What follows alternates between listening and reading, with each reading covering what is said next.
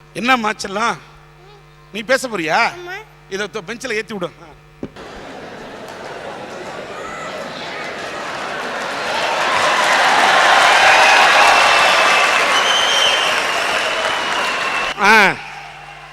எல்லாருக்கும் இந்த தேனிமோட அன்பான வணக்கம். உனக்கு என் வணக்கம். உன் பேர் என்ன? தேனம்மை. தேனம்மை, பேசு தாயே. குடும்பத்தை பிரிவதை பத்தி பேச வந்திருக்கேன். இங்க என்னன்னா பணத்தை தேடி வந்து கஷ்டப்பட்டுருக்காங்க. அம்மா அப்பா மனைவி கஷ்டப்பட்டுருக்காங்க. அவங்களுக்கு கஷ்டமா என்னன்னு தெரியாது, எனக்கு கஷ்டமா இருக்கு. ஏன் கூட தாத்தா பாட்டி இல்லைன்னாலே கஷ்டமா இருக்கு.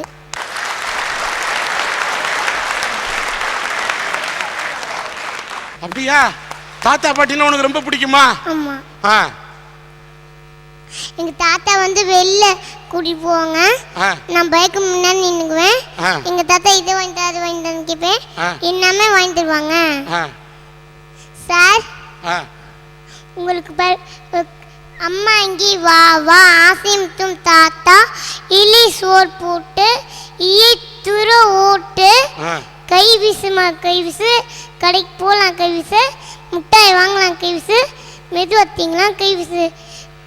இந்த பாடல யாரு சொல்லி கொடுத்தான்னு நினைக்கிறீங்க? இந்த பாட்டு யார் சொல்லி? உட்காந்துக்க, அப்படியே உட்காந்துறியா? அப்படியே உட்காந்து உட்காந்து அப்படியே உட்காந்து உட்காந்து நல்ல சமண்டை உட்காந்து உட்காந்து கிடச்சா தெரியலையா?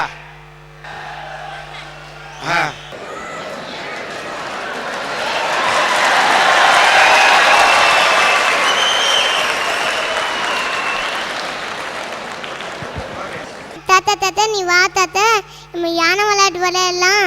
நீ முதுகு குனிக்கு தாத்தா, நான் மேலே ஏறி உட்காந்துக்கிறேன். யானை மேலே அம்பாரு யானை மேலே அம்பாருன்னு வீட்டை சுற்றி சுற்றி வருவேன். சார் சார், நீ உங்களுக்கு பருப்பு கடை விளையாட்டு தெரியுமா சார்? பருப்பு கடை தெரியுமா? இது பருப்பு. எது பருப்பு? இது வந்து பருப்பு சார். இது வந்து பருப்பு. இது குழம்பு. இது காய். இது குழம்பு. இது கூட்டு. இப்படிலாம் சொல்லி சின்ன பிள்ளையா இருக்கும்போது தாத்தா கதை பாட்டி கதையெல்லாம் சொல்லி ஊட்டுவாங்க. சின்ன பிள்ளையா இருக்கும்போது ஊட்டுவாங்க.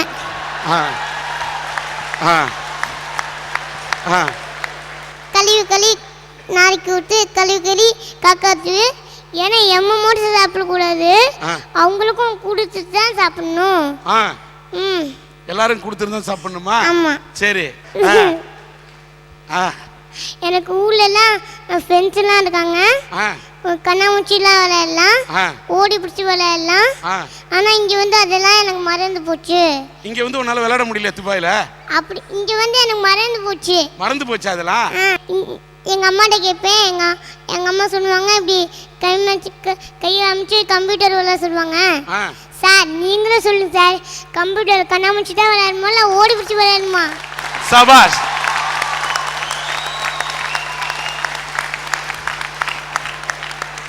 என்னன்னா என் தமிழ் கண்ணே கம்ப்யூட்டரை வெள்ளைக்காரன் கண்டுபிடிச்சான், ஆனா கண்ணாமூச்சி ஆட்டத்தையும் ஓடி விளையாடு பாப்பான்னு சொன்ன தமிழை கண்டுபிடிச்சான்டா. சொல்லு. தீபாவளிக்கு எங்க பெரியப்பா சித்தப்பாலாம் வருவாங்க. நிறைய பழம்லாம் செய்வாங்க. ஜாலியா வெடி வெடிக்கலாம். ஆனா இங்க அப்படிலாம் வெடிக்க முடியாது. இங்க வெடி வெடிக்க முடியாது. இங்க வெடி வெடிக்க முடியாதா? நீ சீனி வெடி. ஆகா, உன் சிரிப்பே சரவெடி. அதனால்தான் இந்த தமிழ் நெஞ்சங்களின் கரவெடி. அப்புறம் வெடி வெடிக்க முடியல. பொங்கலுக்கு கரும்பு சாப்பிடலாம். ஆனா இங்க கொஞ்சம் தான் சாப்பிட முடியும், அங்கன்னா நிறைய கரும்பு சாப்பிடலாம். அப்புறமா நான் பிறந்து ஒரு வருஷம் கழிச்சு வந்தேன். எங்க அப்பா பார்த்தாங்க, எங்க அப்பாவுக்கு லீவு கிடைக்கல அப்படின்னு எங்க தாத்தா சொன்னாங்க. அப்புறம் சார், எனக்கு தாத்தா பாட்டி பார்க்கணும்னு ஆசை சார். உனக்கு தாத்தா பாட்டி பார்க்கணும் ஆசையா? ஆமா சார். சரி. எங்க அப்பா சொன்னா நான் கேட்க மாட்டாங்க. நீங்க தான் எங்க அப்பா சொல்லி தாத்தா பாட்டியை விட்டு சொன்னோம். சரி, தாத்தா பாட்டி இங்க அழைச்சிருந்துருன்றியா? ஆமா. என்னையே அங்க தாத்தா பாட்டியை விட்டு சொல்றேன். உன்னை வந்து உங்க தாத்தா பாட்டி கிட்ட விட்டுற சொல்றியா? சபாஷ். அப்பாட்ட சொல்றேனா? இருந்தாலும் இப்ப தாத்தா பாட்டியை பார்க்க முடியாத அந்த பிரிவு தான் உன்னை வாட்டுதுன்றியா?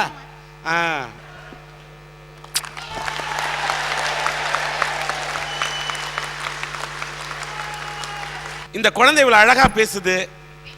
இதை பார்த்து இந்த பேச்சு பேசிக்கும் போது இந்த குழந்தை முகத்தை பார்த்தா இவ்வளவு சிரிப்போடு வாழ்ந்துட்டு இருக்கு. இங்க பேசி இது படைச்சது சாதனைன்னு நினைக்கிறோம். ஆனா உள்ளுக்குள்ள ஒரு பெரிய வேதனை இருக்கு. இந்த குழந்தைக்கு என்னன்னா, இதோடைய கிட்னியில் கொஞ்சம் ப்ராப்ளம், சிறுநீரகத்தில் பெரிய வீக்கம். அதுக்கு என்னென்னமோ ஆப்ரேஷன் பண்ணி என்னென்னமோ போராடுறாங்க அவங்க வீட்டில். அவங்க அப்பா அம்மாட்ட கேட்டாக்கா இந்த குழந்தை மேலே உயிரே வச்சிருக்கிறாங்க. உடனே சிறுநீரகம் பாதிக்கப்பட்டிருக்கு, அதுக்கு ஆப்ரேஷன் பண்ணோம், ஏதாவது அரட்டை அரங்கத்தின் மூலம் உங்களுக்கு நாங்கள் ஏதாவது நிதி திரட்டி தரணுமான்னு கேட்டால் அவர் சொன்னார், இல்லை எனக்கு ஆண்டவன் போதிய பணத்தை கொடுத்துருக்குறான், வசதியை கொடுத்துருக்குறான், எனக்கு அதுக்காகலாம் ஒன்றும் வேண்டாம், எங்களுக்கு நிதி திரட்டி தர வேண்டாம், ஆனால் கூட்டு பிரார்த்தனை என்று ஒன்று இருக்கிறது அல்லவா, அது மட்டும்தான் இறைவனிடத்திலே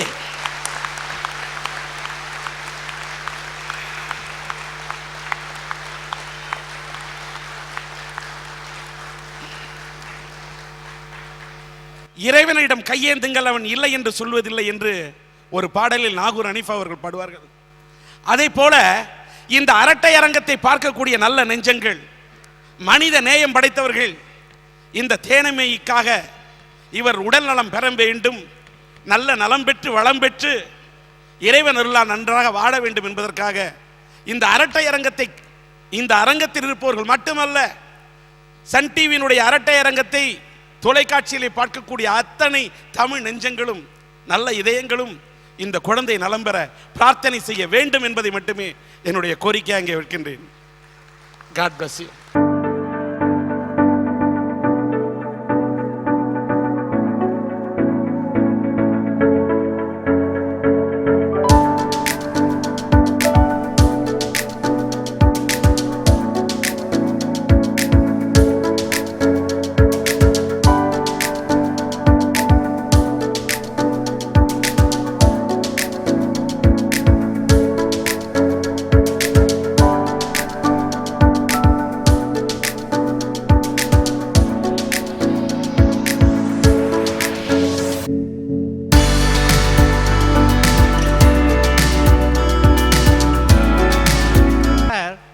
கண்ணில்லாத ஒரு 3 பேர்கிட்ட யானையை தொட்டு பார்த்து எப்படி இருக்குடான்னு சொல்ல சொன்னாங்க.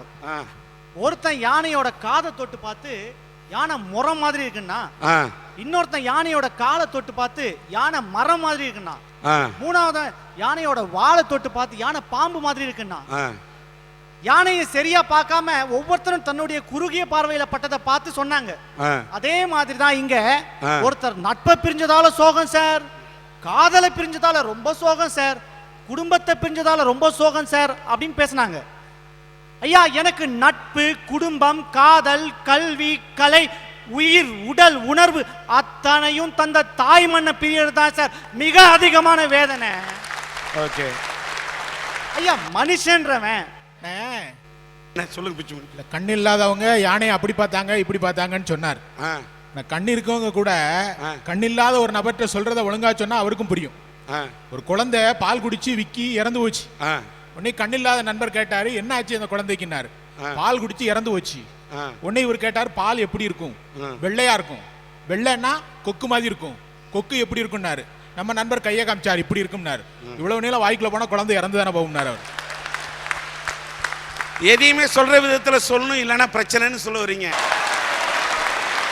ஐயா, நாட்டில் இன்னைக்கு எதுல இல்லை சார் வேதனை? ஒவ்வொருத்தனுக்கும் ஒவ்வொரு விஷயத்துல வேதனை. அழகான பொண்ணு அண்ணான்னு சொன்னா வேதனை, அட்டு ஃபிகரு அத்தான்னு சொன்னா வேதனை, வீட்டில் இருக்க தங்கச்சிக்கு கல்யாணம் ஆகலன்னா வேதனை, ஐஸ்வர்யா ராய்க்கு கல்யாணம் ஆயிடுச்சேன்னு வேதனை. உங்களுக்கு கல்யாணம் ஆயிடுச்சா? ஆயிடுச்சு. இல்ல, நீங்க ஐஸ்வர்யாக்கு கல்யாணம் ஆயிடுச்சே வேதனைன்னு சொன்னோன்னே ஏதோ அபிஷேக பச்சன் ஸ்டைல்ல இப்படிலாம் ட்ரெஸ் பண்ணிட்டு வந்துடும் பயந்து போயிட்டேன். அழகான பொண்டாட்டி குண்டாயிட்டா வேதனை, அழகான காதலி உண்டாயிட்டாலும் வேதனை. ஐயா, பரீட்சையில பாஸ் மார்க் இல்லைன்னா வேதனை, தெருமுனையில டாஸ்மார்க் இல்லைனாலும் வேதனை. இந்தியாவில தான் டாஸ்மார்க்னா இங்க வந்து டாஸ்மார்க்கா? ஓகே. விசிட் விசால வந்து வேலை கிடைக்கலனா வேதனை, வேதனை கிடைச்சும் சம்பளம் கிடைக்கலனா இன்னும் வேதனை. என் தாய் மண்ணில் வாழ்கிற வாழ்க்கையில மொழி சண்டை, ஜாதி சண்டை, மத சண்டைன்னு ஆயிரம் பிரச்சனைகள் இருந்தாலும் அந்த வாழ்க்கையில ஒரு உயிர் இருக்கு, ஒரு ஜீவன் இருக்கு. ஆனால் இந்த வெளிநாட்டில் வாழும் வாழ்க்கையில் ஒரு செயற்கை இருக்கு சார், ஒரு வெறுமை இருக்கு. ஐயா, ஒரு சிலவங்க சொல்றாங்க, உனக்கு என்னையா வேதனை, நாட்டில் விஞ்ஞானம் எவ்வளவோ வளர்ந்தாச்சு, கம்ப்யூட்டர் எவ்வளோ வந்தாச்சு, டெலிஃபோன் எல்லாம் வந்தாச்சு, ஒரு 3 தினம் கொடுத்தினா இன்டர்நெட்டில் குடும்பத்தோட என்ன கடவுளோடைய சேட்டிங் பண்ணிடலாம் அப்படின்னு சொல்கிறாங்க. ஐயா, என் தாய் நாட்டில் கிடைக்கிற சில விஷயங்களை நான் சொல்கிறேன். மார்கழி மாதத்து குளிர், தாலாட்டாய் ஒலிக்கும் சுப்பிரபாத இசை, அன்று மலர்ந்த ரோஜாக்கள் போல் அழகான என் தமிழ் பெண்கள், தெருவடைத்த மாக்கோலம், தெவிட்டாத என் தீந்தமிழ், என் வீட்டு ஜன்னல் கம்பிகளில் உட்கார்ந்து உடற்பயிற்சி செய்யும் சிட்டுக்குருவிகள், பாடி முடித்த பறவைகளுக்கு தாலாட்டாய் மரம் தட்டும் கிளைகள். என் தாய் நாட்டில் இப்படி ரசிக்கிறதுக்கும் உயிர் வரை சிலிர்க்கிறதுக்கும் ஆயிரம் விஷயம் இருக்கு சார். அத்தனை விஷயமும் நான் சுவாசிக்கிற காத்து வழியா என் உடம்புல இருக்க ஒவ்வொரு செல்லுலையும் உறைஞ்சிருக்கு. என்னங்க சொல்லுங்க.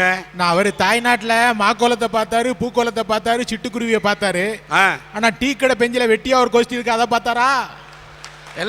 குழாயடி சண்டியில குடுமைய பிடிக்கான அதை பார்த்தாரா? குடிச்சு போட்டு தெருவில் குப்புற கிடக்கான அதை பார்த்தாரா? அவர் சொன்னதுக்கு ஒரு சின்ன உதாரணம் சொல்றேன். சொல்லுங்க சார். ஒரு பூவும் சாக்கடையும் பக்கத்துல இருந்தது வச்சுங்க. ஒரு வண்டு நேரா வந்து பூல உட்காருது, பூவோட தேனை குடிக்குது, அது வண்டோட ரசனை.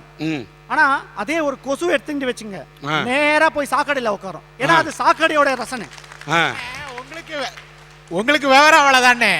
இப்ப எங்க ஊர்ல கொசு எல்லாம் வண்டு மாதிரி இருக்கு, 10 கொசு சேர்ந்தா ஆளை பேக்கப் பண்ணிருதுனே. உலகத்திலேயே வேற எந்த நாட்டுக்கும் இல்லாத ஒரு சிறப்பு என் இந்திய தேசத்துக்கு இருக்கு. உலகத்தில் இருக்க மற்ற எந்த நாடை பார்த்தீங்கன்னாலும் ஒன்று மொழியால ஒற்றுமைப்பட்டிருப்பாங்க, இல்ல மதத்தால ஒற்றுமைப்பட்டிருப்பாங்க. இப்போ அமெரிக்காவை எடுத்தீங்கன்னா எல்லாரும் ஆங்கிலத்தில் பேசுவான், பாகிஸ்தான் எடுத்தீங்கன்னா எல்லாரும் உருதுல பேசுவாங்க. ஆனா என் இந்திய தேசத்தில் மட்டும்தான் 415 மொழிகள், 8 விதமான மதங்கள், 25க்கும் மேலான மாநிலங்கள், ஒவ்வொரு மாநிலத்துக்கும் ஒவ்வொரு விதமான கலை கலாச்சாரம். அத்தனை வேற்றுமை இருந்தாலும் இந்தியன் என்ற ஒரே ஒற்றுமையோட நாங்கெல்லாம் வாடுறோம் சார். அந்த தாய் நாட்டை பிரிஞ்சதான் சார் எனக்கு வருத்தமா இருக்கு. பெற்றெடுத்த அன்னை, பேணி வளர்த்த தந்தை, தாலி கட்டிய மனைவி, தவமிருந்து பெற்ற பிள்ளை, எல்லோரும் அங்கே, நடைபிணமாய் நான் இங்கே.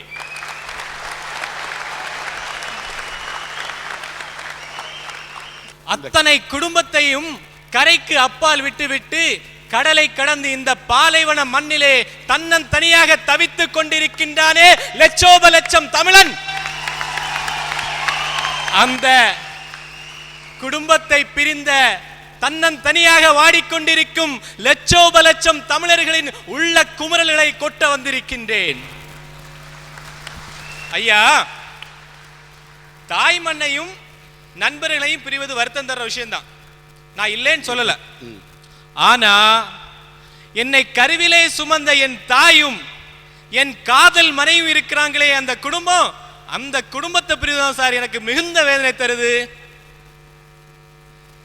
அம்மா அப்பான்னா யாரு சார்?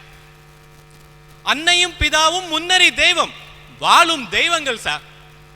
சின்ன வயதிலே, வாலிப வயதிலே நாம் தவறுகின்ற பொழுதெல்லாம், தவறி விழுகின்ற போதெல்லாம் தாங்கி பிடித்து தட்டி கொடுத்து நல் வழிகாட்டி இந்த நிலைக்கு ஆளாக்கி விட்டிருக்கிறார்களே, அவங்க தான் சார் அம்மா அப்பா. ஐயா, எனக்கு சின்ன வயசுல ஒரு கெட்ட பழக்கம் இருந்துச்சு சார். சின்ன வயசுல வீட்டுக்கு தெரியாம சிகரெட் பிடிப்பேன். எங்க அம்மாவுடைய உறவினர் ஒருத்தர் சிகரெட் பிடிச்சு கேன்சர்ல செத்து போயிருந்தார். எங்க அம்மாவுக்கு அந்த வேதனை, அந்த மரணத்தினுடைய வேதனை ரொம்ப பாதிச்சு இருந்தது. அப்போ நானும் சிகரெட் பிடிக்கிறேங்கிற விஷயம் எங்க அம்மாவுக்கு தெரிஞ்சு போச்சு, அவ்வளவுதான். ஏற்கனவே அந்த மரணத்தின் வேதனையில் இருந்த எங்க அம்மாவுக்கு நானும் சிகரெட் பிடிக்கிறேன்னு தெரிஞ்ச உடனே ரொம்ப அப்செட் ஆகி போனாங்க, அழுதுட்டே இருந்தாங்க. வீட்டுக்கு போனா வீட்டுல தம்பி தங்கச்சி எல்லாம் அமைதியா இருக்காங்க, எங்க அம்மா மட்டும் அழுதுட்டே இருக்காங்க, என்கிட்ட ஒண்ணுமே பேச மாட்டேங்கிறாங்க. என்னாலையும் போய் சொல்ல முடியல, நான் சிகரெட் அடிப்பேங்கிற விஷயத்த வெளிப்படையா அவங்கள்ட்ட போய் சொல்ல முடியல. நானும் தயங்கி கூனி குறுகி அப்படி வீட்டுல உட்கார்ந்து இருக்கேன்.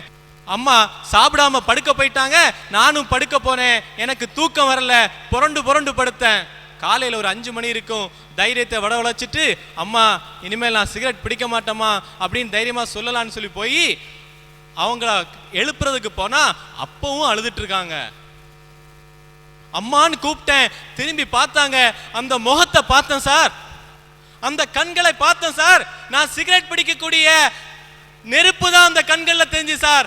அழுது அழுது அழுது சிவந்த அந்த கண்களை பார்க்கும்போது அன்னைக்கு விட்டேன் சார் அந்த பழக்கத்தை. இன்னைக்கும் யாராவது என் பக்கத்துல சிகரெட் பிடிச்சாங்கன்னா அந்த தீ ஜுவாலையை பார்க்கும்போது எங்க அம்மாவுடைய அழுது சிவந்த கண்கள் தான் சார் ஞாபகம் வரும்.